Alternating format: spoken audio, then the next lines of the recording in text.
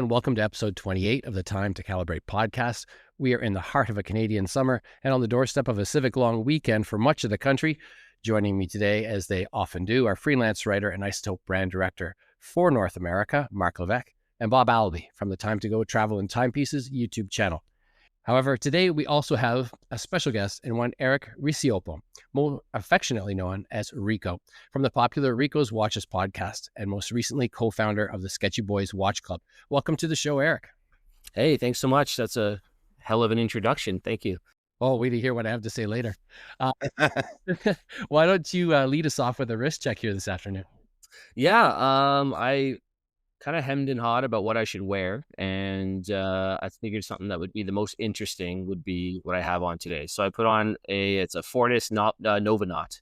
Oh yeah, that's sweet. Had a chance to check one of those out in Vancouver earlier this year, and it was just so cool in person. I had to have one, so it's a really fantastic piece. I enjoyed it a lot. What about you guys?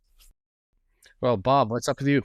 So I actually picked up a watch. So there was a watch meet last night, and Jason from the Toronto Timepiece Show had a watch from Hanhart that's sort of making the rounds around Ontario to different reviewers. And I just put it on for the first time a few minutes ago, just sized it this morning, the 415 ES Reverse Panda. I thought it was Sketchy Watch Boys. It would be Sketchy Watch Boys Club approved. So Oh, that looks really cool. It's a nice piece. Yeah, Very interesting. man. Thanks. What about you, Mark? Well, I was in California last weekend at the Minutes and Hours show and representing Isotope. And I was wearing my Isotope High Gym California, which is perfect for where I was. I'm still wearing it now. Great watch, great show. It was a lot of fun. Terrible lighting, but everything else was really good. Well, that's fantastic. That's very cool. I have the Aquastar Deep Star 39mm on today, and I'm glad I chose this one actually because, Bob, I was going to wear one of the Hanhart chronographs, that Heritage Flyback, and at the last minute I changed and I went with the Aquastar. So once again, I'm the odd man out not wearing a chrono. That's true. As per usual. The odd man that's out. right. That's right. Hey, Rico, I forgot to ask, is that a titanium or stainless steel version? This is the steel version. Steel. Those are really cool. My only gripe with that watch is the date and day font is so small. I don't understand why it's not the regular size.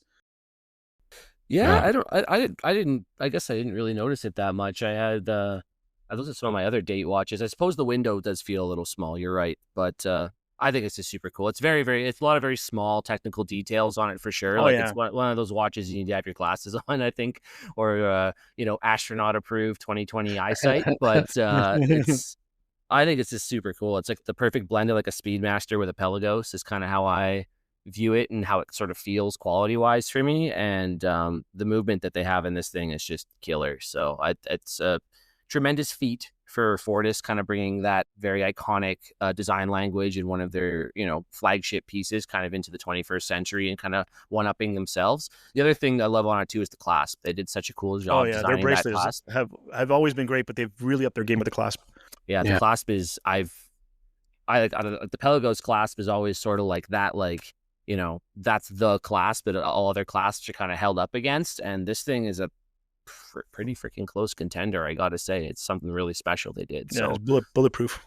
And I got to hang out with the guys a little bit at the Vancouver show, and just great dudes behind the company as well too. It's really cool to be able to engage with them that way and to kind of see who are the people behind the brand a little bit more. And they just love the community and they love interacting with people, and they're really about their stuff. They're a good brand. I'm happy to support. So. Yeah, we featured that particular watch, actually the titanium version rather, in the first issue of the Calibrated Wrist. Mm-hmm. And while we were out in Vancouver, I had a chance to meet and interview Andreas, and he brought it up to the hotel room where we were doing the interview and things like that. So we got a chance to sort of compare the two, and it's just, they're such fantastic pieces, and it's almost astonishing the weight difference between the two. But I remember thinking that I kind of like the steel, the fact that it feels like it looks, but really beautiful. I mean, the one thing when I let other people check it out, they always comment on is the weight, but I'm like, well, there's no gravity in space. So it doesn't really matter what the weight is. It's not made for you. It's made to go to space. So but it is a super cool piece. And they, I mean, honestly, just the design on it is so well done, and they didn't cut any corners. It's one of those pieces where also once you kind of see all the finer details, you understand the work that went into it, the quality of the movement, and feel the quality of the watch. It actually feels like what it's worth. Absolutely. There's no, because that's not anything people comment on when they realize the price. They're like, oh, it's like, was it $5,100 American for that's crazy. It's like, no, you have to feel the watch and understand watches to see that this watch is actually worth what they're asking for. So it's a really cool piece.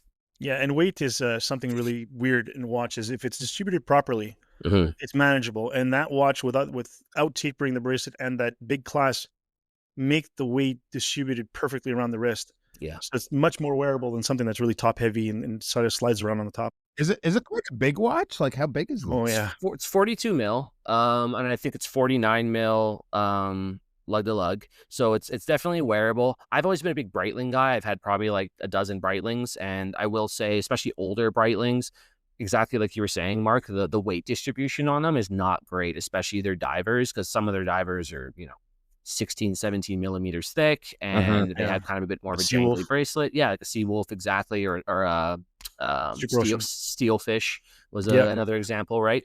And so they're very, very unwieldy sometimes on the wrist. And this one, exactly it. You nailed it. It feels super balanced. It doesn't feel super heavy or top heavy. It's not one of those ones where you get like the wrist fatigue and you're always moving it around all the time and kind of readjusting it, or you take it off when you sit down at your desk. It feels like a watch. It was very well thought out, and I appreciate that from a brand to really not cut any corners. So, well, thank you for joining us on the Fortis Watch Podcast.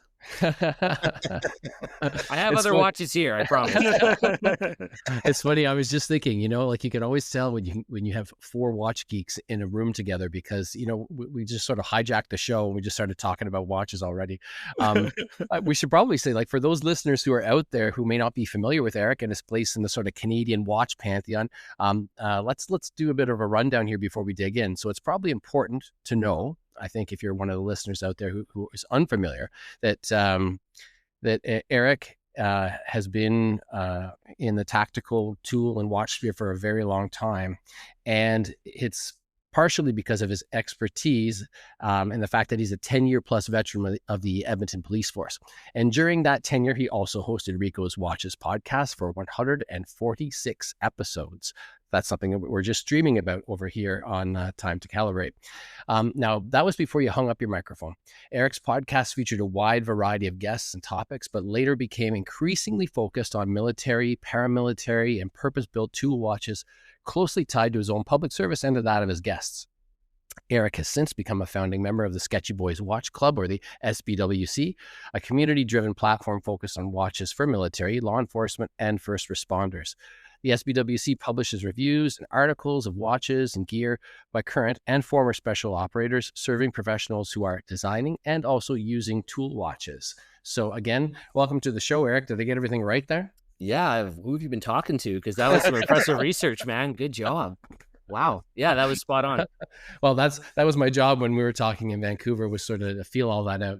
Sure. No, that was excellent. I have nothing else to add. And so, we'll wrap it up here then. Okay, good. We're done for the day. Anyways. So I just mentioned, Eric, you and I did meet for the first time briefly about a year ago during the Toronto Timepiece show. And you had shared a couple of panel discussions out there with Marathon's Mitchell, who happens to be actually one of our upcoming guests in a couple of weeks' time, and also Matt Graham from Aries Watches. But we didn't really get a chance to chat at any length until sort of the Vancouver Timepiece show earlier this year, where we discussed the possibility of collaborating and actually having you on the show. And well, now here you are.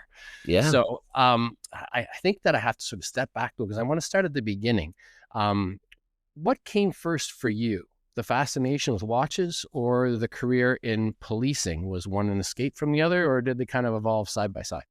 Well, watches came first. I want to say in like grade 4 or 5, I got my first, it's an automatic, just like Seiko 5 from my dad. And I always thought that they were super cool. I have, like, just so you know, like the most generic, boring watch nerd story. It's like I bought some Seikos, then I bought an Omega, then I bought a Tudor, and then I bought it. It's the same story you hear a million times, but I'll try and make it a little bit more interesting for you guys. But yeah, so I got a Seiko. I had it for a few years, probably when I was, I don't know, whatever age you are in grade 5, but I got that. It was really cool. I loved the automatic, had the open case back, right? So I thought that was such a fascinating thing because up until that time, I didn't even really know that automatic watches were a thing. I was like, my dad was basically like, hey, these is what watches were like when I was a kid.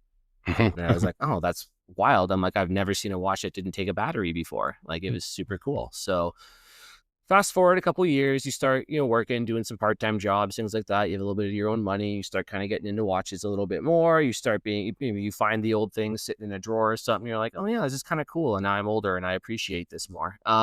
And I started getting more and more into the watches and trying to learn more about them. So back in the day, like really the best source of information, we're talking maybe like, I don't know, 2009, 2010 at this point, would have been like Watch You Seek forums was probably the place I went to the most back then.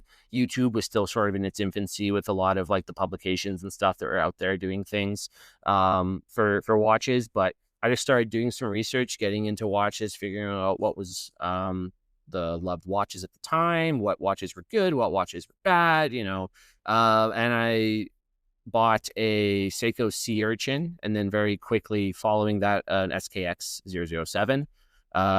Again, classic starter watch for a lot of people. And I've kind of just from there, it just snowballed. I bought tons of different Seikos, Monsters, and things like that. Pepsi, SKXs, things like that as well. And then I got into Omegas. So when I finished grade 12, I had a little bit of money set aside from, we have what's called like the Rutherford Scholarship. I'm not sure if that's Canada wide or that's just in Alberta. I think it's just Alberta. But basically, if you graduate at a certain performance level, you get a little bit of money to use for whatever you want, but you're supposed to use it for schooling. But I got a little bit of money, and I was like, wow, this is super cool. And I went on eBay and I picked up a Seamaster 300, the 2220.80, which was like the one that Daniel Craig wore in Casino Royale. Nice. So I love that watch. I wore it for a super long time. I was like, yeah, this is a great watch. I'm never going to need another watch after this. And then, of course, it just snowballs from there even further. I think I bought a Planet Ocean. I bought a bunch of vintage Omega, started getting into that. And then at that point, I bought the Planet Ocean when I graduated from the police academy. That was a gift for myself from the academy. I still don't have it, so it didn't last very long. But I bought it and I enjoyed it for some time. And then at that point, I usually just wore a G-Shock at work. I still was a little weird about wearing my watches at work. And so I just kind of kept them in my safe at home for the most part, and I would wear them on days off, but I'd wear like a G-Shock. I had a Suunto as well, a Suunto Core, which was a very common watch at that time in, the 2013, 2014, for law enforcement, military people. I hated the Suunto. I've been told by many people now that I must have had bad luck because the battery must have died on it every 4 months. And I just was like, well, this sucks, because you'd be out at a call on night shift and you look down at your wrist and it's just a black hockey puck staring back at you, and you're like, okay, well, that's no bueno. So I stuck with the G-Shock for the most part. That thing lasted like, I don't know, 7-8 years, and then it basically like rotted off my wrist, so just from wearing it all the time. So I at that point, we were looking at probably around like COVID time, and I picked up a Pelagos kind of before they started to get a lot of hype around them. And around that same time of picking up the Pelagos was when I started my podcast, and the rest kind of just went from there. Like I during COVID, because I was an essential worker, I had to continue, or I didn't have to, I got to continue to go to work and do my job for the most part, like normal. And I just was kind of like, I'm buying all these watches, I'm enjoying them. Now I'm doing this podcast thing. I'm like, why don't I just wear them? Something in my head just changed. Like the philosophy sort of just changed in my mind of like, like dudes wore way crappier watches to do way harder things than what I'm doing right now, and they were fine and their watches look badass because of it. So I'm like, why don't I just start wearing what I want to wear and just wear them every day at work? So the Pelagos gets worn a lot at work. I beat that thing to heck, and then kind of from there it just snowballed more and more with the podcast. So yeah, and then the podcast just basically started out of boredom. There was a couple, because of course, even on days off, like with the 4 on 4 off police schedule that I work, you would have these time off, but you couldn't go anywhere because everything was closed, right? Because of COVID. So it was really convenient starting out because also everything else in the world was closed and everyone else was stuck at home bored. So it was like, I just started sending out emails to people and just was like, hey, like, I'm starting a podcast. I'm brand new. One of the earliest people I spoke to was Davide Serrato from Tudor at the time, where he was the one who designed the Pelagos and the whole Black Bay line and kind of brought them into the North American market again with his designs. So like that was a really big guest that I was able to get very early on, that sort of I was able to show on my resume, as it were, and be like, hey, like, look who I talked to. You should talk to me too. So that was really helpful. The timing, I think, of it was really helpful. And then from there, the podcast just sort of took off on its own, which was, I still to this day, if you were to like go back to the pre-podcast time in my life and be like, hey, you're going to do this and you're going to talk to all these cool people, I would be like, there's no way. There's no way those people are ever going to want to talk to me. There's no way I would even know how to talk to them. But it was just the power of community, the power of this hobby where, hey, I know so-and-so and he's into watches and this guy's really cool and like that sort of thing. And it's just sort of connecting the dots, following along the way, and you meet this person, you meet that person, they make an introduction, and then you get these cool guests on the show. Probably around, I want to say, I did it for 3 years with the podcast. I did about an episode a week, and approximately. And the military, law enforcement, special forces, intelligence community side of things, that probably happened towards the middle to end of season 2. And that's where I feel like I went from more or less of the generalist approach to just like talking to any brand and kind of just like being more for the general consumer in the watch space. And I shifted more towards the community that I focus on now with Sketchy Boys, and then also for the later part of the podcast. And that was also where I found the podcast grew the most and where it had the most defined identity. Because at the time that I ended the show, it was one of the more popular podcasts in the space. We had 150,000 downloads. We, like you said, had like close to 146 episodes, 2 specials and stuff like that in there as well too. But life has other plans. I got the opportunity before I ended the show. I got to talk to some really cool people like Rick Prado from the CIA and talk about all this counterterrorism days and fighting in the jungles in Central America, and read his books and his adventures that he went on. I got to go do some work with Tudor when they did the release of the Black FXD. Got to go on that trip, which was like kind of a dream come true kind of moment. Thought that was really neat. And then we found out my wife was pregnant with our daughter. So it was like, listen, the podcast was at a point that you're getting to go on the trips, you're getting to go and have all these experiences, as you guys know as well as I do. There's a lot of opportunities for free watches and for free trips in the watch space, but there's not a lot of money in the media side of it. So it doesn't pay the bills, and we need diapers, and we need to start buying baby clothes and getting a crib ready and all that. So I hung up the microphone, as you said, and ended it on a high note, which I was very grateful for and very happy about. And the rest is history. Then, so I guess like that was kind of the podcast history. I can get into the Sketchy Boys stuff if you like, but did you have any questions, I guess, about the podcast side of things? Well, actually, Bob had a question for you, I think, eh? Sure. Yeah, actually, what I did have one. I was actually curious when you first started the podcast. Did you have a social media presence like in the watch world beforehand, or? So I'd started an account. I'm pretty sure it was just Rico's Watches, I'd called it. And it was like my old logo that had, it was like a beige and brown kind of logo. And it was a coffee cup. It's the first picture I ever posted, I think, was with my Pelagos on. I was holding a Yeti mug. So I just kind of made that into the logo, and it was just sitting in my backyard. Yeah, so I started that just, again, that was kind of where the beginning point was. And then I'd gone on a couple of early podcasts back in the day, and I had this idea where like a lot of podcasts were a lot like this, right? Which I think is great, having like the panel style podcast where there's multiple hosts and you can kind of have like a round table discussion. I think it's great. People really like that. But what I was sort of wanting to see in the space was the one-on-one. Which is what I focused on. I never really had partners who did panel discussions. Maybe 1 or 2 episodes I invite a third person on or something like that. But primarily I just focused on one-on-one open form, unlimited length. Like I think I had one episode that was 6 hours long. I had, I know I had a lot of them would be around that 90-minute kind of length. So, I guess like it'd be, I know he's a controversial figure. The point is not to compare the people, but just like the style would be like a Joe Rogan style podcast, but for watches, right? So it's interesting guests, people from all different walks of life, different parts of the watch space, all having kind of a common point to come together and just openly discuss watches, tell their story the way they want it to be told. And I just ask questions to interview people. And thankfully, one of the things I often joked about with my guests kind of off screen was just that,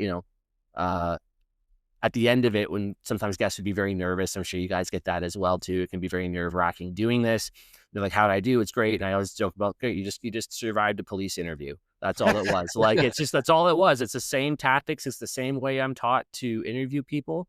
Is exactly the way I did my podcast, and it worked really, really well for people. And it's great. It's easy to interview people when people want to talk to you, right? So it worked out. It works out really well. Mark. For the record, if we start doing 6-hour podcasts, Brent, you're going to be doing the editing. So, one other thing for you. So we actually met for the first time in Vancouver, and we didn't chat watch as much at the time because we were recruited for the setup and tear down. Yes. Which I was already committed, so I was glad to see you out there now. But of course. I had a question just to shift gears a little bit about your personal collection. Sure. You're obviously into the tactical tooly watches, and that's kind of where I'm at too, what I'm into. But is there any outliers in the collection? Any dress watches or maybe watches that are not so robust? So I've had watches like that in the past. They just don't last very long. I've had a lot of vintage. I've always liked vintage Longines, vintage Omega. Like those are some of the brands I really like to play with and handle and enjoy. Cartier, things like that. So what I've sort of done is I pick them up and then hey honey, here's a nice watch for you. And then it's always it's around, it's in my orbit, but it's not in my collection per se. The closest one that would probably would be like on the fence. I have my 216570, so my Rolex Explorer 2. I mean, it's probably the most tactical watch that Rolex makes outside of maybe like a Sea Dweller or something. So it's probably not the best example. I have this. I'm also wearing my like Magnum PI Hawaiian Rhodesian brush camo shirt today, but this is it's a vintage Chrono Sport Seaports 300 I think, or 30 I think it's called. So yeah, this is the cool piece. It's if you know, like these vintage Chrono Sports, they're actually worth a pretty penny now, despite being a vintage quartz. You don't usually see that a lot, but my dad found this at a flea market in a junk pile of watches in Arizona.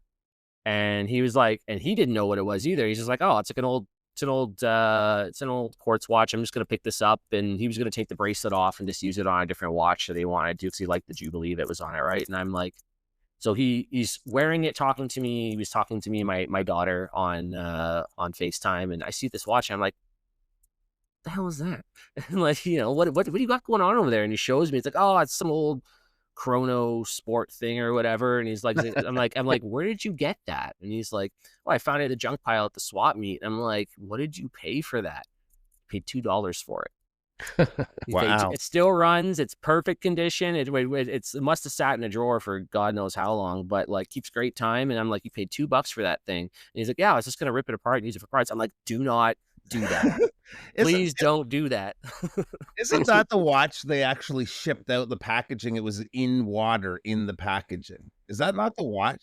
I don't know. Maybe that sounds super cool. I haven't been able to. I'm pretty sure it was that brand that did that. Maybe not that particular watch, but I mean, we could duke it up on the old Google machine real quick. But I think that's super. I mean, it's super cool if that's true. But yeah, that was a neat watch. It's a little bit on the dressier side. I mean, it is kind of, and of course, like before the Pepsi was synonymous with Magnum PI, he wore one of these, right? So that's kind of cool. Now you can pick one up from Momentum. They've kind of carried on the legacy of those designs, Canadian brand as well too. So yeah, but no, that was a very long answer to a very simple question, which is no, I don't have any dress pieces. The closest thing to a dress piece I have is going to be probably my Rolex. And I wear that to court and things like that. And sometimes at work if I feel like it that day, but that's about it. So I'm always on the hunt for something that would pique my interest, but you always see the next piece and you're like, well, if I sell this and I move this and I trade this, maybe I can get, and then you're like, okay, well, the first thing to go is the watch that I wear the least, right? So,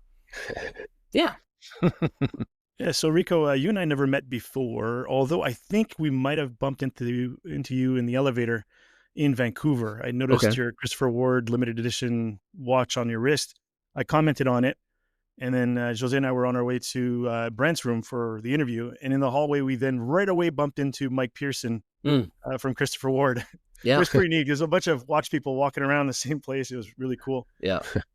So at the very beginning of our podcast, we had Andrew from Seal Instruments on. He mentioned how service people are hard on their watches. And his goal is to manufacture the toughest watches on the planet so that people who depend on them don't have to worry about them. So I'm curious, with the watches that you do wear to work, you mentioned you wore a lot of G-Shocks in the beginning, but now you're starting to wear a lot of your regular watches. Do you have any cool stories about them? Any of them fail? Or better yet, have any of them survived encounters you were surprised with?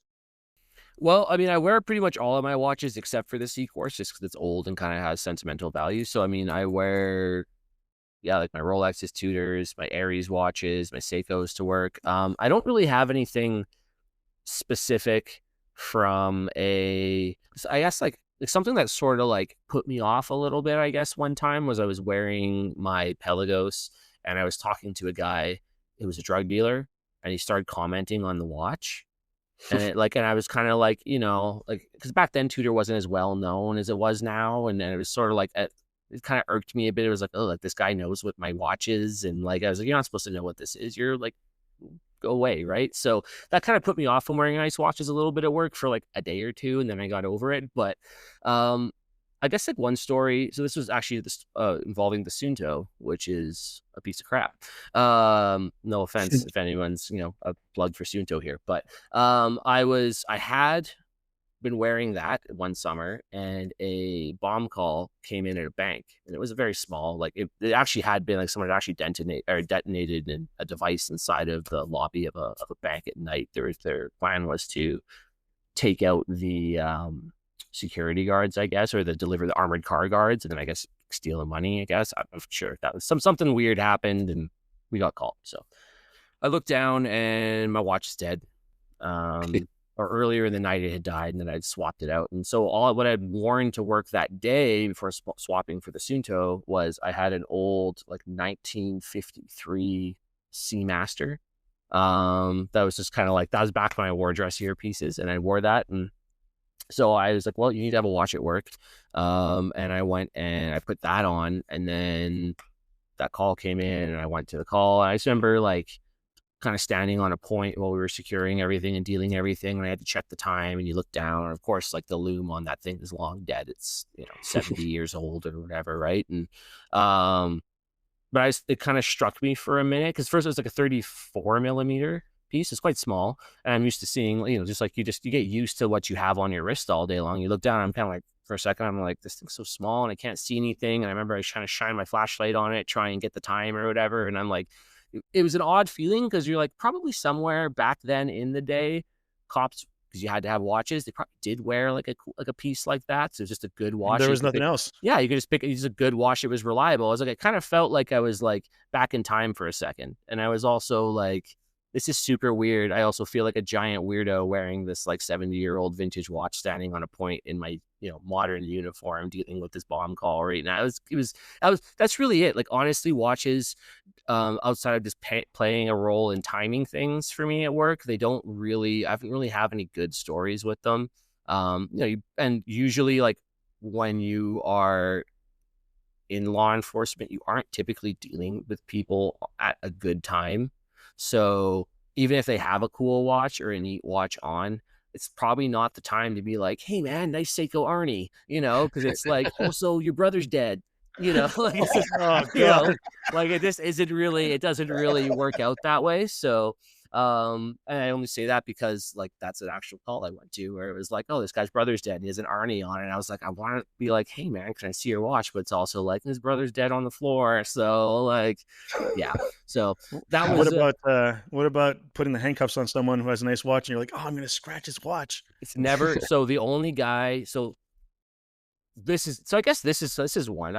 Because guys, people know at work know I'm such a big watch guy. I have been asked to like authenticate stuff a couple times, not like in an official capacity, but like members have been like, hey, like this guy's making a big deal. He's saying his watch is $10,000 or whatever. And you like look at it and it's like, it says full X on the dial or whatever, like, so there's been a couple times where you've like, handcuffed the guy, you take his watch off or you put it in his property bag or whatever. And you look at it and, right away you're like, oh, definitely fake, right? Like this was a Chinatown special or whatever, right? Like that sort of thing. I've never really come across anything like that. I mean, when I deal with mostly street level crime, I'm assuming most of like the white collar crime guys are probably getting to see the nicer things on a day-to-day basis. But with the street level stuff, it's not really most people, and also most people nowadays don't even wear a watch. So like it's an Apple Watch or they just use their phone, whatever, right? So no. And Edmonton is also, I've talked about this before on my podcast back when it was still around, but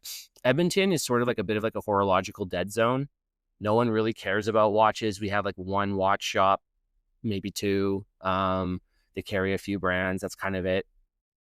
And it's just not a big watch culture here. It's starting to change a bit because we've had so many people come from around the country to come move here for affordability reasons and things like that. But they've brought some of that with them.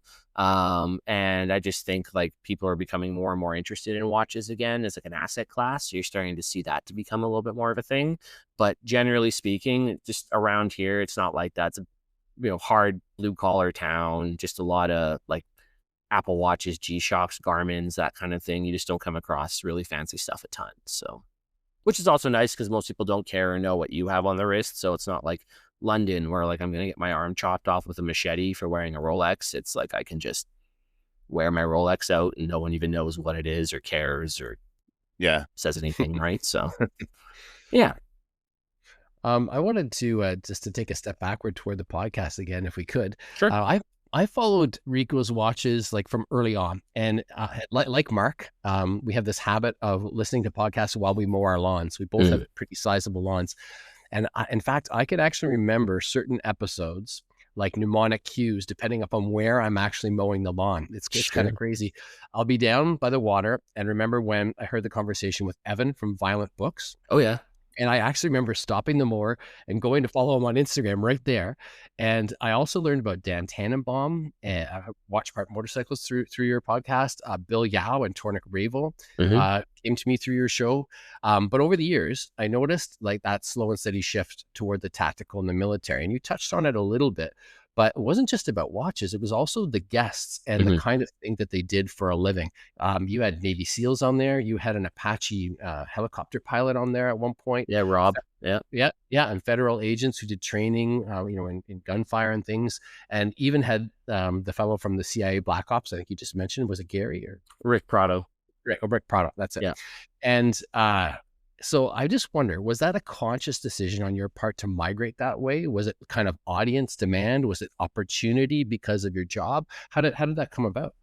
All of the above and none of the above. There was opportunity, there was demand. Like there was definitely a little bit of like kind of testing the waters with it, right? So I can't remember who was sort of like the first guest that was sort of in that sphere for me, but as I started, it might have even been Evan, to be honest, because Evan's a Toronto cop. And so we talked a little bit of shop in our episode and things like that. And I think that there was just realizing there's a bit of demand for that. And also, one of the things that I thought always struck me about the watch community was, and this is just my personal observation, this is not a political statement in any kind of way, but it's that people in the watch community, they love the stories about the watches. They love to romanticize the history of like Rolex or Tudor with the Navy SEALs or the Marine Nationale or whatever.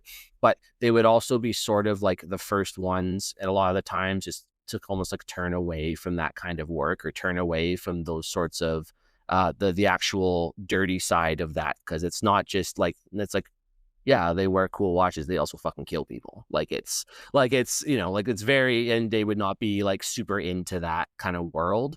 And one of the things that I wanted to focus on wasn't them killing people, but it was giving those people an opportunity to have a voice and actually show like, hey, this is what my life is like. This is me telling the story. I'm a watch nerd as well, but this is like, I got to talk to a fellow who he was he worked on a submarine, I think during and then post World War II, all the way into the Vietnam era. And he wore like a Zodiac Seawolf, and hearing about his life in the submarine service, wearing a Zodiac, like that's the guy who like makes Zodiac what Zodiac is on the Zodiac Seawolf, what it is. And now you get to hear about what his life was actually like on the day to day, not just a picture you saw in Time Magazine or National Geographic or Soldiers of Fortune, right? So it's giving those guys a platform to tell their stories about who they were, the things that they did, the impressive things that they did as well, and bringing them into more of the mainstream of the watch narrative instead of just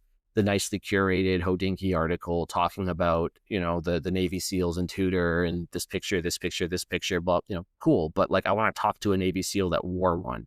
I did. I had like a couple of them on the show, right? So like, it's just one of those things that I wanted to, give those guys a voice as well and let them feel like they could come out of the shadows, as it were, and talk about their hobby, but also what they did for work. Because I mean, like, at the same time, it's like, how often do you get to hear about how like an Apache helicopter works, or what one of them got to do in the Middle East, or what their day-to-day life was like, or the missions they went on. So it was a cool way of blending really genuinely interesting stories with fascinating guests that had unique content to share with the hobby. And near the end, especially like with like Rick Prado, for example, because that was an episode that was very long. It was almost like tell his whole story of all the fascinating, incredible things he did, but then at the very end, it's like, oh yeah, what kind of watch did you wear? The end. Like, that was kind of, because almost you would get so into the weeds with the stories and the life and the things that they did that you didn't even really care about hearing about the watches anymore. You knew a watch was there, but you wanted to hear the story. And that was kind of what I liked doing and liked focusing on. And it gets, one of the things too, and I'm sure you guys have seen it in your own stuff with social media, Instagram, online, is like, there's really only like 5 watches anybody wants to talk or hear about anyways. Like, it's so it's like getting those stories out there. It doesn't translate to clicks, views. It doesn't translate to like any sort of actual real like engagement, but the stories do, and the interesting guests do, and tying the watch into that, because a lot of these guys did wear a sub, or they wore a Tudor, or they wore a Speedmaster or whatever. And that's the stuff that people want to hear about, but they also want to get the unique content, which is the stories from these individuals. So that was kind of the shift that I did. And it just, I tested the waters with it. I was rewarded for it. And I just leaned into it because it seemed to be what my audience really liked. And it grew my audience substantially as well, too. That's fantastic. Yeah. Our listeners probably can already tell you had a hugely diverse guest list. Some of those people were actually big names. In other words, outside the field, someone might have recognized them, but most were pretty deep niche picks, and only diehards would recognize those particular names. So I'm curious, was there ever a particular guest, a particular story, or a particular moment that made you stop and think, man, how did I get here? Like, this is so cool. Yeah, I mean, like, again, you sort of had those milestones along the way, right? Again, like when I talked about very early on, I got to talk to Davide Serrato from Tudor. Like, I was like, holy shit! Like, I'm talking to like a guy who like designs the things that people love, and he had a huge impact on the watch space. And like, to me, I was like, wow. Later on in the podcast, especially in like later into the first season, into the first half of the second season, I was talking to people from brands all the time. So that was a little bit less, not that it wasn't impressive. These people were impressive, but it was a little bit less daunting, I guess, for me, or intimidating for me. Talking to someone like, I really recommend anybody goes and reads Rick's book, it's just called Black Ops, and you realize the kind of person he was and like what he was in charge of, like the counterterrorism section of the CIA, and the like he did like some real serious stuff. He was there on 9/11. Like, he is a very impressive high individual in the intelligence space, and being able to sit down and talk to that person, and he's just like, yeah, we'll talk as long as you want. We'll talk about whatever you want. Like, that to me was like, this is like mainstream news style interview, not just watch interviews. So like that was a big one for me, talking to the experiences of being like, again, like invited out by Tudor to go for the launch of the FXD. To me, I was like, wow, that's like, you're in the big leagues now, right? And the people that were there from the watch media and being able to sit and talk to them, like there were moments like that. But even just, again, like Rob was a great one you got to talk about, for example, with the Apache pilot, right? Like talking to him and just being like, I'm just like, this dude is so cool to talk to. He's got such amazing things to share. He's incredible stories. And it's just like, I just feel really privileged to be able to sit here and be the guy to ask this dude questions, right? And the thing that I did that I always found really helped was that within the vet community, everyone knows somebody. And whether they met in service or post service, and then they sort of connected that way. So one of the things I always did, and I would encourage anybody to do who's starting out in this space, is at the end of your interview or your end of talking to somebody, of course, be courteous and thank them for all that they did, but always ask them, hey, do you know anybody that you think I should talk to? And that's a good point. And I was nobody ever said no. Every single person for 146 episodes, I guess 145, because this 146 was the last one, was like, yeah, talk to so-and-so. I'll connect you via email right now. And then it was like, right then and there, you had someone else to talk to. And maybe that person wasn't able to talk to you, but they're like, hey, I'm actually busy. I can't, but I'm going to send you over to so-and-so and he will talk to you. And that was great. And if I ever found like I was at a dead end for guests, you just go into the DMs on Instagram, start sending brands, and like it's you don't. The one thing it taught me more than anything was you don't get anything unless you ask, and don't be afraid to ask, because the worst thing they're going to say is no. And like there's like 3,000 other watch brands that ask, right? Or other people to talk to that have done something else cool, and you figure it out. So yeah. Yeah, I heard that the other thing that you do that makes you feel comfortable with guests that you're nervous with is you picture them naked. No. No. I heard wrong then. No. Sometimes they were naked, but no, that was no. That's I never pictured them naked, but I definitely just, as you guys can probably tell, I have a pretty like informal approach to people. I try to just like really bring everybody down to like that bro level and just like, hey man, you're a person, I'm a person, you do cool shit, I do a lot less cool shit, but let's talk anyways and let's just have a good time. And I found that always really works. I think a lot of like, especially the higher profile guests, they're used to people being very like nervous and weird around them and asking questions that are like worded a really weird way. And it's like, I just, there were times for that, but generally speaking, it was like what came to my head, I just asked. I tried to always think like, what is the audience gonna like? What's the natural next step? What's the natural next question that comes to mind when you heard what they just said? And then you just ask that question. And a lot of times I had people DM me being like, I'm so glad you asked that question because I was sitting there wondering and I needed to know, and I got that from you. Thank you for doing that. And that's what it's all about. It was always nice to get the positive feedback that people liked what I was doing. And that was why I did it for so long as well too, was people really enjoyed the type of guests and the types of interviews that I was doing. And so did I. We just had our 1-year anniversary and we were talking about the highlights, the guests, moments, that sort of thing, but also the amount of work, because a lot of people don't realize how much work it is to put a podcast on. But with that being said, I think like the natural next question, like you mentioned, would be, are you ever going to do the podcast again? Do you think would you ever revive it? Well, so one of the things, just on your first point, and then I'll get to the main point there, that was one thing that always struck me too. And it was one of those things where I always tried to think like a lazy person. So it was like, what is the fastest, easiest way to do this that it gets to the final product without me having to spend forever doing this stuff? And because I would get emails from brands that would want to connect, or do you guys get the emails from these like agencies where they're like, hey, I represent so-and-so and I think you'd be a great guest for your podcast? I don't know if you don't get them, I'm sure they're coming soon, because they're the only one we got was the one from Marathon. Okay. Yeah. So you'll get that like once in a while too. And I'm like, oh, we would love to connect with someone with your team and plan something. And be like, team? You guys think I have a team? Dude, this is me in my basement in the fucking subarctic, right? And doing this shit. What are you talking about? And I'm like, oh yeah, I'll get you in someone. Yeah, no problem. Yeah, I'll take care of it. Don't worry about it, right? But I'm like, man, these people think I got a team. I must be doing something my right. secretary will get right back to you. Yeah, exactly. Yeah, they must be thinking I'm doing something right, I guess. But so yeah, it is a ton of work, and it's one of those things where like you definitely want to try and find the most streamlined ways of getting things done. I found, and of course, through repetition, you get faster at things as well too. And you know what to do right away. And so yeah, it is a ton of work, which is one of the things where would probably hold me back from doing it now that I have a child. I know the mistakes that I made early on I would be able to, like, the learning curve would be so much shorter now because it would be a lot easier to get started again.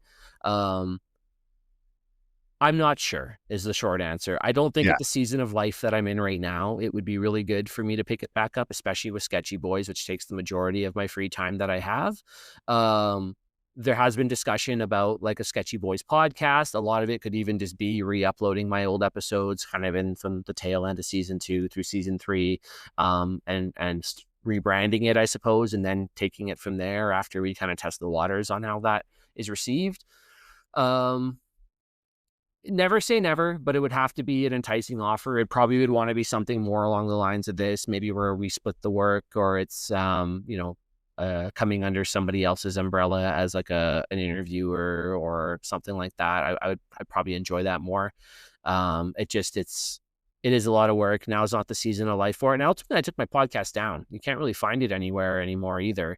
I was just on the receiving end of some crappy behavior from some people online, and just at a certain point it wasn't really serving me anymore because I wasn't producing it anymore. So I'm like, just leaving this up is now turning it into like a target for behavior that I don't need in my life from other people. Like whether it's because of work or it's my family or just myself, like I don't want to, you sit down at the end of the night and you go through some notifications on your phone and it's like crappy comment. It's like I don't need this. So I took it down.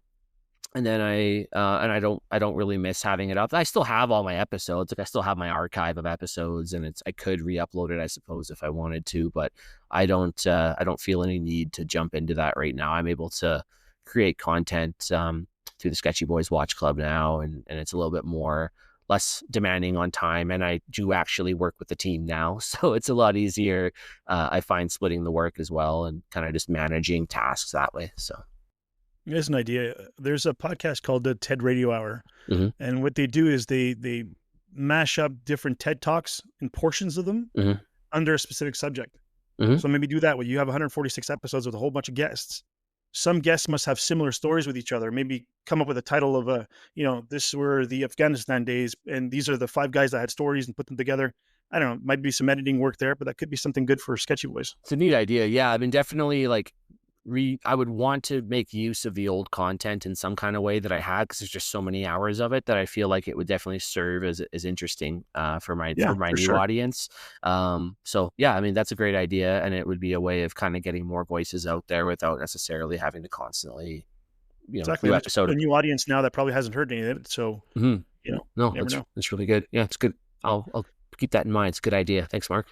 No problem. Yeah. So you recently were a guest on the Spirit of Time podcast, and now you're a guest on ours. How do you feel to be on this side of the microphone for a change? And which you prefer? Do you prefer being the host or being the guest? It's a good question. I'm definitely doing this a lot less than when I was doing my own podcast. So it is nice to be able to, do this more infrequently.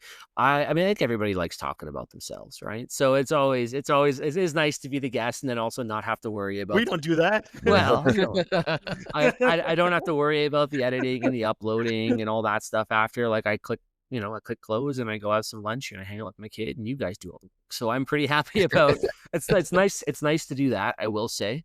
But it is also interesting, I think, from the host perspective, being able to like structure an interview, put questions together, kind of really direct the conversation and see where a conversation can go. I did enjoy, it was almost like a bit of like a conversation.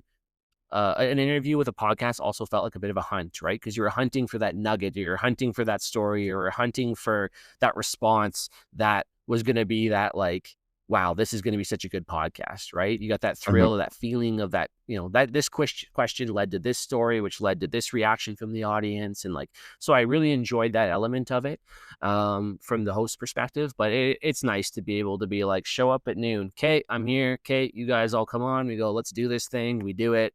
I go back about my life. And then tomorrow it's like, oh yeah, the episode's up. Cool. And I can listen to it and be like, wow, I'm an idiot, Yeah. Speaking of that Spirit of Time podcast, you talked about the importance of storytelling in watch collecting. Yeah. As a brand representative for Isotope, and it's a brand that is all about the little stories and the little details.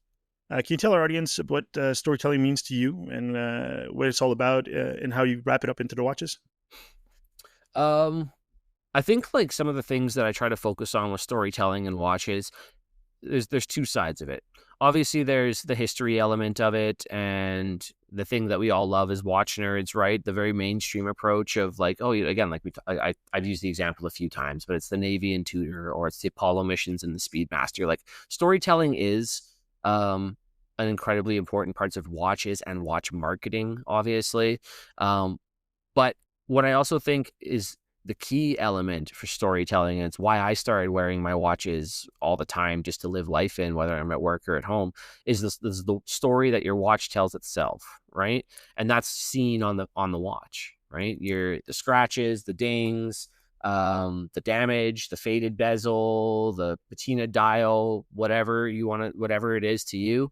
That's where the storytelling is, because it's, one day when I pass some of these watches on to my daughter or a grandchild or whoever, I hope that they have the appreciation that it's like they look at that watch and they're like, this isn't just a piece of metal. This is like my dad's life. This is my dad's experiences. This is, he wore this when I was born. He wore this when this happened. He wore this when that happened. Like, those sorts of things is where I really see the importance of storytelling in watches.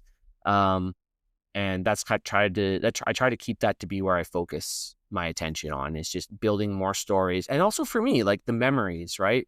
Like, this watch is probably the one watch that I have never sold. I've never moved. None of the watches, like pretty much every watch in my collection right now has been in my collection less than a year. So I'm always buying and selling and moving and trading. I've had this watch now for close to a decade, and maybe a little bit less, maybe like 7 or 8 years. And I'm never going to sell this watch. And I've worn this watch for pretty much every major event in my life since I've received it. And it will always be the watch that I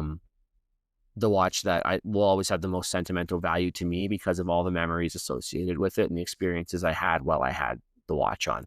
I guess this is audio recorded, so it's my Tudor Pelagos. That's the one that, for the audience listening, that's the watch I'm referring to. So yeah, that's kind of storytelling for me with watches. Yeah, so it's not the stories that the watches tell themselves; it's the stories we build into the watches and the memories that come along with it. Yeah, it's also why I never get my watches refinished or polished. Unless it's like egregious, horrible damage that has to be fixed, I'm always going to want to just keep it as is and keep adding to that story over time. So yeah, and the same way, if I get a used watch and it has some scratches that I know that I can fix without really wearing into the watch, I will, because they're not my scratches. But the scratches that I make and that I make, those are they're going to live in the watch. They're there to stay. Yeah, they're my stories. Yeah. I feel a little bit like one of the reasons my watch collection is so sprawling is because I have a hard time letting go of certain pieces. Like I think particularly I have this Seiko SPB 147, and I'm just not wearing it anymore. I like the watch, but I have other watches that are sort of stealing its thunder. But that's the very first watch I ever took diving. And so I have a hard time selling it simply because there's that memory built into it. And of course I went diving with it more than once, but it was the first one too. So I have a hard time getting rid of them for that exact reason. Yeah, no, that's it for sure. I mean, the thing I always have to tell myself is you can't have them all, right? So I mean, you can keep them for a while. You can try. You can try. I mean, that's definitely I think we've all been there trying, but it's it is one of those reminders I have to give myself, is you can't have them all. you've enjoyed them for a while. It might be time to move this along to get this, or move things around and, try and consolidate. I'm a big fan of consolidating. So like, I love, if I get 4 or 5 watches that I'm kind of okay to let go, it's like, great, I'm going to sell those all. And then maybe I'll buy one really nice piece. And then maybe I'll do that again. And then I have 2 really nice pieces, and then I'll sell them for another really nice piece. Right. So it's kind of pretty much my cycle. Too. Yeah. It's kind of way of upgrading your collection.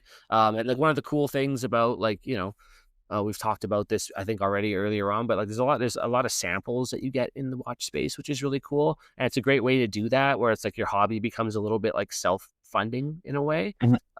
That's a nice kind of way to do it too. It's like, it's, unless you're like one of the high-end, top-end guys, you're not going to do that if you're in car journalism. You're not getting cars every month that you're able to flip and sell or whatever, or motorcycles or whatever. But watches, knives, pens, if you're in that kind of space, like these are really, these are things that are generally cheap to manufacture on the manufacturer's side of things, and they have a higher retail value on the tail end. And even if you get them and you flip them right away, it's maybe you give someone else a really good deal, didn't cost you anything, and someone else got a really good deal, and you still got extra beans in your jeans, right? So I'm going to use beans and jeans. Yeah.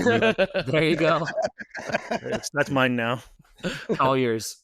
That's going to be in the title of the episode somehow, Mark. Perfect. That's not a bad idea. There you go. Awesome. People will definitely click on it then. Yeah, Rico tells us how to get more beans in our jeans. Or Rico's beans and jeans. There you go. Perfect. You should actually make like a can of beans style logo for like the GIF or whatever, with like me on it. And it's like Rico's beans or whatever. It'd be hilarious. Well, you should actually, speaking of logo, I asked AI to make a logo for us for this podcast. And I asked it to merge your Sketchy Boys logo and our podcast logo. And it did a really good job. It did a good job. It absolutely. Yeah, it's really cool. I'm excited to see that. That sounds super cool. Yeah, the AI's been getting wild, man. It's really, really cool what it does. Yeah, but I asked to refine it, and then it just screws it up and just made it worse and made it worse and made it worse. So the first one that came out was perfect. Perfect. I'm excited to see that. Well, this seems like the perfect time to talk about Sketchy Boys then. Sure, man. So let's start with the name. Now, of course, we're all sort of hardcore enthusiasts. We catch the reference. Maybe not everybody does. So why don't you explain to the audience what Sketchy Boys comes from, but also what does it mean for you and the Watch Club? Because I suspect it's slightly different. I think like you kind of hit it on the point, hit it right on the nose, where it's like we all know where it comes from. It's the Sketchy Dudes Wears Breitling, and that was obviously sort of derived from some of the earlier content from Watches of Espionage. He was a fan of the club, and has been a buddy of ours since the early days of the club. It's just kind of playing on that concept because it was already something that was familiar with the watch community. So being able to establish the early club's identity is that association with the more paramilitary, law enforcement, military side of things with an already pre-established concept, and pulling that into what we were doing. That's really it. Like I will full on admit, like we were basically just ripping that off from Watches of Espionage, and people clung to it because there was that sense of familiarity. It also, the early days of the club, myself and then my co-founders of the club, we're all from different backgrounds, but we're all either working in military, law enforcement, or intelligence. So we sort of fell under that umbrella ourselves of the Sketchy Boys, even though like I wouldn't consider like what I do to be sketchy, but like there are certainly members of the club who do and have, and being able to fall back on a lot of my contacts that I had established with the podcast really helped get the club up and going in the early days as well too, and sort of legitimizing it by saying like, hey, this person's a member, this person's a member, this person's involved in this person recommends this person's sharing this. And it really helped us grow very fast in the early days by sort of having that early legitimacy, just from having people that I already knew from my previous endeavors. So Right on. Yeah, you mentioned that you're not alone anymore in your project. Can you talk about your partners, who you're dealing with, or maybe the person that's in intelligence doesn't want to be known? Yeah, I mean, there's people who maybe don't want to have their names out there directly. They're like a little bit more in the shadows, as it were, as a partner. But proper sketchy. Yeah, I mean, like, but the three owners, owners on paper is myself. Then there's my co-owner Minom. He's Roof Korean actual on Instagram. He's a pretty big page himself, or his individual page, and he's the one who he runs our Facebook side of things, and then he also has a ton of contacts in like retail and procuring different projects. He's in the American military. I think he's an infantry officer. So he's definitely got the American side of things covered in a lot of the contacts, and he's very well ingrained in the military culture on the American side of things. And while we are multinational, we do primarily most of our business in the United States just because the market's so big there, right? So we have one of our administrators who works also on the Facebook side of things, and he's the one who's actually uploads and is responsible for our weekly sketchy submissions. He's a sergeant in the Royal Air Force in the UK. We have some members who were formerly like Canadian recon snipers. So we got a lot of really cool people from a lot of different backgrounds that are involved in the club for sure. So try not to, I mean, it's not like a super big secret. If you dig hard enough, you'll find kind of all these people and who I'm talking about, but I try not to name too many names just in case they want the opportunity, I guess, to come on and tell you themselves sometimes. So. So on the subject of sketchiness, and I have a very serious question for you. Okay. Every time you've said that, it has usually been facetious, not serious, but I'm listening. Does owning a Breitling make one sketchy? Or must sketchy people own Breitlings? Or better yet, are Breitlings themselves inherently sketchy? Okay. Let me think. For the listeners, Rico's been rubbing his eyes and his forehead and really putting the concentration on. Yeah. So I believe that it is a brand that is synonymous with a certain lifestyle. I think that at the time when these connections were being made, Breitling was the premier brand for that. So, for example, when you look at brands like or watches like the Aerospace or the Emergencies or the B1 or the B2, they really were making instruments that were not like they weren't even really instruments that were like advertised all that much. They were actually pretty much made, it felt like, on contract for the specific job that they were being created for. So I do believe that there is that association with a lot of these, like, you know, stealth pilots or contractor work or special forces, because they're actually making watches for those people. So I do believe there is that synonymous, or there is that feeling of them being synonymous with those communities. I mean, even, or like some of the more famous, like I remember like one of the first like co-branded watches I ever saw before I really realized how steeped into the culture of the military, law enforcement, and paramilitary side of things are. Like the co-branded watches was the Blackwater Breitling Emergency. Right. So like once you've seen that, you're like, okay, like this is some sketchy stuff. Right. Like, so that's, I do believe that the two sides of things are connected together. Do I believe that they are exclusively connected together? No. One of the things that you'll talk about, or you would have heard of previous guests on my podcast, but has been talked about rather publicly, even are covered by other places like Watches of Espionage. Rolex has a very long history in the special forces in the military, because basically it's a ticket home from anywhere in the world, right? It's universally recognized. Everyone knows they're expensive. It's a great way to bribe your way or get money to get yourself out of a crappy place, right? So Rolex has that history. We've all seen tons of pictures of guys wearing Seikos. Obviously, we've mentioned Tudor several times. So I think that there's a lot of brands that have been synonymous with that type of work. I think some Breitlings themselves are inherently sketchy. I don't believe all of them are. I do think that they, wearing a Breitling doesn't inherently make someone sketchy. I don't think if you're wearing like a 51 millimeter diamond bedazzled, you know, chronomat or whatever, that, or Bentley. Yeah, right. Yeah, exactly. Like, I don't think that that's really like sketchy. Maybe that's more like taste. Well, that's more like the drug dealer sketchy, not the like I'm gonna go save the world sketchy.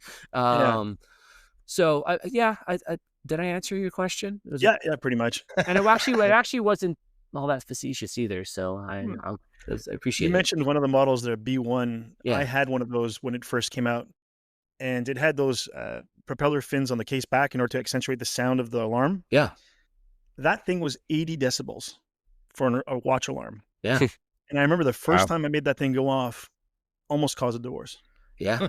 That's wild. It scared the crap out of both of us. And my wife turned to me and said, "You're never, ever making that go off again in the morning." I go, "Okay." My assumption with that though is that they had it that way because you'd be wearing it with this stuff and a helmet and That was the cockpit point. noise and so like again, like they have a lot of really incredible intent Yep. behind their designs. It was a cool watch. Yeah. It was a very cool watch. You could tell they tested the shit out because I guarantee you they made one without that on the back, put it on a pilot's ear. He goes, I can't hear the fucking thing. And like then that's why they changed that, right? So like that's where you see that they definitely are connected to that lifestyle. But yeah, 80 decibels doesn't sound like much if you're at a rock concert or something like that. But when you're sleeping, 80 decibels will scare the crap out of you. if you're just doing anything like it, just like if something like 80 decibels went off right now on this podcast, you'd all be like, like it'd be terrible. So it's funny, you mentioned the co-branding of Breitling, and I did a sort of deep dive article about 3 years ago on the Breitling Aerospace because I got one. I love them. I wanted to know the history. To this day, it remains one of the most popular articles on the Calibrated Wrist website. In fact, it's usually in the trending top 10 from month to month. And one of the things that shocked me was the number of co-branded with Air Force Squadron, different squadrons. They're from all over the world too. It's all over the place, not just the United States. There's some in any country, so you can sort of like think of that has some kind of military that they've got them. You couldn't possibly count them all. It's incredible. Yeah, no, and it's funny you mentioned that. I had a aerospace night mission, and I really enjoyed that watch quite a bit. And your article was one of the ones that I read. So, like, I think when people put that in to like start doing their research before they buy one, you got to be one of the top articles that pop up through the through Google. So, yeah, cool. Yeah. Cool. I actually went on the hunt for the podcast the other day. So I thought maybe I was mistyping something, but now that I know that you pulled it down, I get it. But I was, so instead of doing that to prep, I was reading some of your articles, and I think your latest one was on the was it the brigade? The sub commander. Yeah, I think the sub commander. I done the Novanaut, and then I think I did recently the sub commander. Yeah. Yeah, and I saw at the end that you'd given the watch to your dad at the end of the article, so that's kind of cool that he's also into watches. But I was wondering, I've had a couple of Bob, it's only fair. He stole his watch. Yeah, that's true. That's true. I was curious. It's funny how you kind of develop skills doing all of this stuff. I've had a couple opportunities for writing come up lately. One thanks to Brent and the Calibrated Wrist. But is that something that you developed, the writing skill, or was that something you were into beforehand? Or I'm glad to hear you call it a skill, because I I don't know. It's just like podcasting. I don't know anything. I just started doing it, and I was like, "This sounds all right." I sent it to other people, and they're like, "You don't sound like an idiot that much." Or, like, it's like, okay, cool. So like, I think it's like anything. You put yourself out there and you see how it's received. You be open to feedback, and then you tweak things along the way. And maybe as you find like a good baseline that people like, then you can start getting a little bit more, experimental with some of the things that you write or the things you say, or your formatting and stuff like that. So I'm not illiterate, so I can write something, but I wouldn't definitely not say that I have any formal training as a skilled writer outside of just doing like a bajillion police reports all the time, and they're very different than that sort of writing. So I just write what I think about it, and I tried to pull from what I find valuable from other people's writing styles, or like different platforms, right? So like Hodinkee, it's like, hey, I really like it when they focus on this element of their writing, and I pull stuff from Worn and Wound, and I really like the way they structure this about the specs and all of their interviews. Like, so I just try and do that, and I try and put out a finished product that is the culmination of my own thoughts and feelings on a piece, but also I think hits all the points that maybe is the culmination of what all these other writing places do and try and put it all into one platform for people. So yeah. So the SBWC has collaborated on some pretty impressive kind of bespoke pieces with brands like Aries, Marathon. Mark mentioned the Christopher Ward. In fact, you and I were discussing the Elliot Brown collab when we were in Vancouver. So I'm kind of sad to hear that one's on hold. It's actually been resolved, so it's going to be dropping. Oh, right on. Yeah, that drops at the end of this month. I believe we're running it from the 28th until October 3rd. Oh, that's fantastic. Yeah, because I was really excited when you were talking about that one. Elliot Brown is a fantastic brand. So like, how do those things come about? And then, of course, afterwards, how do you distribute them once the design is done? So every company does it a little bit different. I design all the watches for the most part that we do. Obviously, based off of an established platform for most of the brands. The Elliot Brown, for example, that you mentioned, we were doing it as a diver and a GMT. So it was one of their first ones. It's going to be like with a dive bezel, but a GMT hand on it. And then it's got a color that's unique to us and a few other little bells and whistles that'll make it a really cool piece for us. So the way I do it is typically I just reach out to the companies, or I have someone from the team reach out to the company that we're interested in collabing with and just find out what the process is like. So for example, one that we talked about very recently is Breitling. I'm not saying, confirming, denying that a Breitling for the club is on the way. Just everyone don't be DMing me and getting, just saying, for example, we looked into the process with them. So like Breitling, their line is you have to be able to produce 50 watches. They design the watch and then you got to pay up front. So like, it's like, if you're doing 50 watches, we'll say the average one's like, $5,000, whatever, you have $250,000, right? You got to come up with upfront to pay them to do the watches. Right.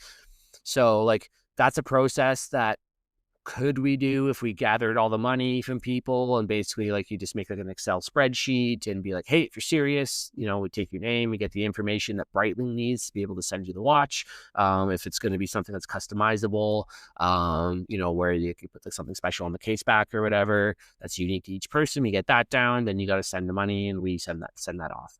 The ways we've been doing it with brands like Christopher Ward, we didn't do one with Marathon yet. It's been discussed very lightly within the team. We had them on send a piece in for review, but we haven't done one with them. But Christopher Ward, CWC, we have Elliot Brown coming, and then Aries has been the ones that we have currently, and then Elliot Brown is coming out this fall, and then we have many more in the pipeline going through into next year. But every brand is a little different. Christopher Ward had a really impressive bespoke program where basically you would just meet with them and chat with them on a web call, and you tell them what you want, and they kind of put it all together, and then they start sending you things, and you can, hey, do you like this? You want to tweak this? You want to change this?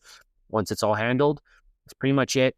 They just give you a link, and then you sell it through your link, right? And then they collect the money that way. So and that's kind of how we like to do it. Like it makes it, when we make these bespoke pieces, that aren't really about money for us. It's about like just getting them out there because they're cool and doing something unique for our community.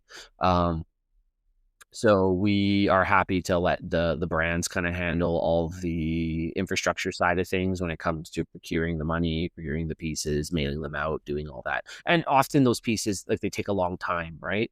So it's not something that they can just, you buy them and then they're ready to go in a week. It's like you got to pay up front, you collect all the orders, you sit on it, and then they take 6 months before they're actually completed, and then they're shipped out, sort of thing. So it can take a while as well. So that's usually how it works. Different brands do it different ways, but that's the gist of it. Have an idea what you want, tell them what you want, yay or nay. We have to sell this many.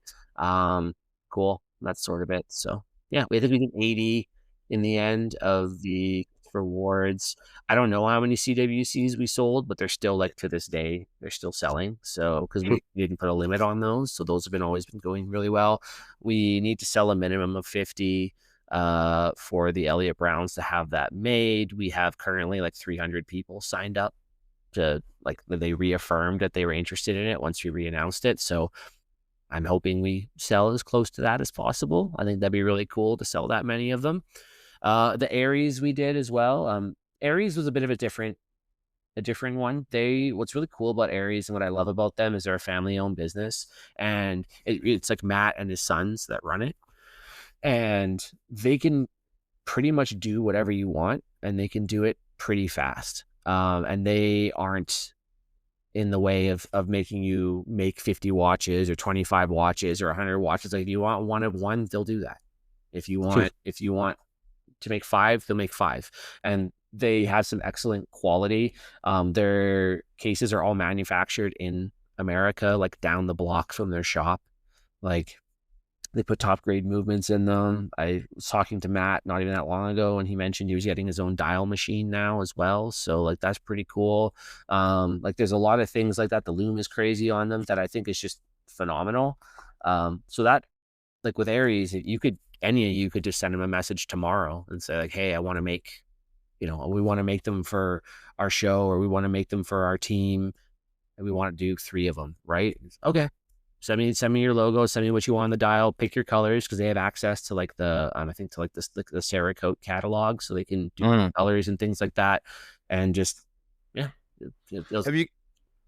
Have you guys ever done or considered doing like non-watch collaborations, pocket knives, that sort of thing? Yeah, we've done pens, we've done tons of leather goods, we've done a ton of leather goods, we've done pens as well, pens, knives, and we've done tons of leather stuff. And then also we do a lot of challenge coins. What are some of our biggest things that people love the most? Are challenge coins. Obviously challenge coins are very ingrained into like the military law enforcement culture. Yep, there you go.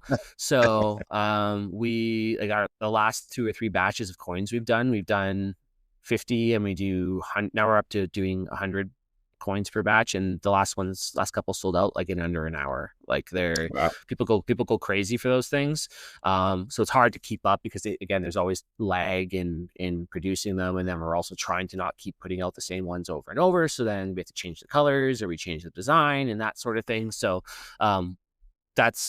we do quite a bit. We did merch, clothing quite recently as well too. That was quite successful. So we're gonna be changing the colors to people want like OD green, or they want like desert tan. They want ones that they can kind of match with like their military service or their uniforms as well too. I just did like the standard gray to start. So yeah, there's a lot of that out there as well too. Quite a bit of merch. We're always doing new collabs. The other thing is just that those things are quite time consuming, and like just the team, all of us, we have full-time jobs, we have families, we have stuff like that as well too. Like nobody's making, like none of us are paid. None of us are making significant anything off of doing this right now. The goal is eventually, hopefully, to have it as like something that could become like a full-time job. I think that'd be really, really cool to be able to do that, but that's a long way from where we are now. And we really just enjoy doing this out of passion for the community and doing something cool, and the interactions we get to have with companies and with the community, the people in the community, and seeing how much people appreciate what we're doing and the support that we're getting from it. So cool. Well, maybe you've already answered my next question, but I'll ask it anyway in case maybe there's something yet to be uncovered. But I've gone through your site, combed through it, and it's got tons of great content, lots of cool reviews and things like that. But you can also kind of tell there's a couple of tabs that are still under construction there. It's a work in progress. So what's the long-term goal then for Sketchy Boys? We're looking at full-fledged media platform, community hub, something else entirely. What's up? Yeah, well, I mean, like, kind of like, I'm glad you asked, because I should probably elaborate. We have multiple hubs already, right? Like we're on Watch Crunch. We have Facebook. We have our Facebook community is huge, and we have quite a big like buy sell trade going on in there as well too. So it's a great community. We have like I want to say like 4,000, 5,000 members there now. The Instagram page is growing by probably a couple hundred people a week. So I think we're at like 16.2 thousand people now or whatever on Instagram. The website is always being kind of updated and changing, and there'll be a new one launching soon. We're hoping to have it like fully launched before Christmas. Our last website launched right around Christmas time 2 years ago, so we want to now do our new one right around that time as well. So we have all these products and all these vendors and people that we partner partner with. We want to kind of bring that all in-house now and start developing that to be just straight through our website. So we'll have like a one-stop shop instead of having to like go to this link, follow here, and maybe you didn't hear about it if you're over here, but you heard about it if you're here. So that way we can kind of have everything all in one place. So we're really looking to do that, keep modernizing the website and making it look a little bit cleaner, a little bit more professional. Get our newsletter up and running again as well too. So we had a newsletter, we got it started. We decided that we were going to put that on hold in lieu of kind of our different other landing spots that we have and focus more on that until we had a little bit of a bigger audience. And now that we do, we think the newsletter needs to start being a more consistent thing again, kind of like the way Watches of Espionage does it as well too, where it's like a bi-weekly thing or something like that. So yeah. Very cool. Yeah. Sorry about that. I had another question, and I think you probably already answered this one too. I was going to ask if you had any good advice for the up-and-coming new podcaster. We're veterans now, so asking for a friend, 1 year, obviously. 46 episodes. But the best advice you gave me was gave us was asking the guests at the end, I think, who to talk to next. That's a great piece of advice. Yeah, there's probably like 4 things or 5 things that I found really helped me the most. And I think I've talked about most of them, but I'll kind of summarize them all in one spot because it is a good question. And I think it's something that, again, like I came into it not knowing how to do anything. I didn't know how to edit a video. I didn't know what a sound bite was. I didn't know how to do anything. I was just like, neither did we. Yeah, well, I mean, you guys are doing a pretty good job, I think. So I wouldn't worry too much about that. I think you guys are killing it. But the things that mattered was like, it's frustrating because if it was easy, everyone would do it. And platforms now, there's more and more platforms that are out there that make it easier. For example, what are we using? Podcastle. So like that's a great example. Like there's lots of places now that are kind of like a one-stop hub to be able to create content now like this, and it's much more smoother. But learn, like it's all out there on YouTube. You can find tons of tutorials on how to edit things, different softwares that work, what works. Make it as easy. The next thing is, make it as easy for yourself as possible. So like I had a pre-recorded intro, I had a pre-recorded outro. You just have the sound bite. Once you're doing your editing, you drop it on one end, drop it on the other, and maybe you chop a couple things just to make it smooth, and that's it, right? Like doing things like that make it so much easier to be able to edit your stuff. I found, and it saves a ton of time. And some people do really well with this. Some people don't. I found that YouTube was a waste of time for me. I started doing it in the very beginning, and then people wanted it, so I kept doing it. But it was by far the most time consuming, just with how long it took to edit video and upload things. Then you have to add additional graphics and stuff like that. If you can, like, if you want to just do a podcast, just do a podcast. Just focus on that. 95% of my audience were just from the audio platforms, so focus on that. Know what you want to do, like have an idea of your identity as a podcast, and what you want to focus on. I think that there's enough generalist podcasts out there, whether again it's like Hodinkee or Fratello or Worn and Wound. It's really good if you can kind of have a direction or a niche and focus on that, because then you become the place that people go for that style of content. And it's just pick what you want. Like maybe you're really into vintage watches, so just have a podcast about vintage watches. If you're really into, and you realize how big that like world is within the world of watches, right? So finding your niche topic, because you can find all kinds of cool stuff to talk about. Yeah, I would always ask, like, always treat your guests well, always be on time, always be punctual. Like a lot of that stuff seems like no-brainer stuff if you're like a working professional or anybody who's like, left your mom's basement. But like, this is like, these are concepts that are very challenging for people this day and age. It's like, people like, unless you're paying your guests to come on, they are taking time out of their day to be here. So treat them with respect. Don't be that asshole that's looking for the gotcha moment or to try and like to be like a bad faith actor, right? Like you don't want to be acting in bad faith with your own guests, but also be respectful of their time and be grateful and be gracious for them, for coming.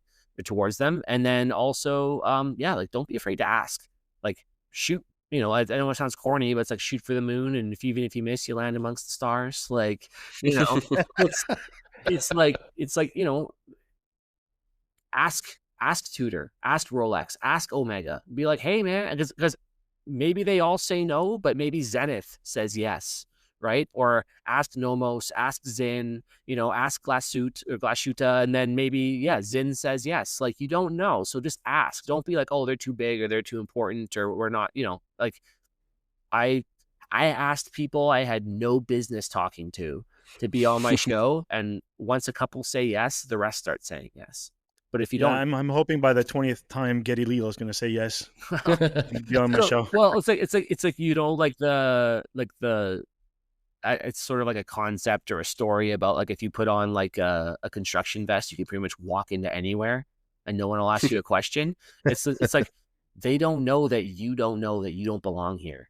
So just fake it till you make it, pretend. And eventually it's like, okay, now I guess I am like a real authority on this because I've talked to so-and-so and I have this platform and whatever, but it's like, you just got to start somewhere. So just start asking.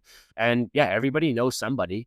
So don't be afraid to ask your guests, or a worst case scenario, it's like, just connect me with somebody and then it's on to you guys to take it away from there. Right. So. Yeah, 100%. Consistency also. That's the last point. It's just consistency. Yeah, consistency, 100%. Yeah. I know, like, for me, it was really important that I was doing episodes every single week, not just for the algorithms on the platforms, but also just to stay relevant within kind of the concept of the community and the things that were going on at the time. So it was really important to stay consistent.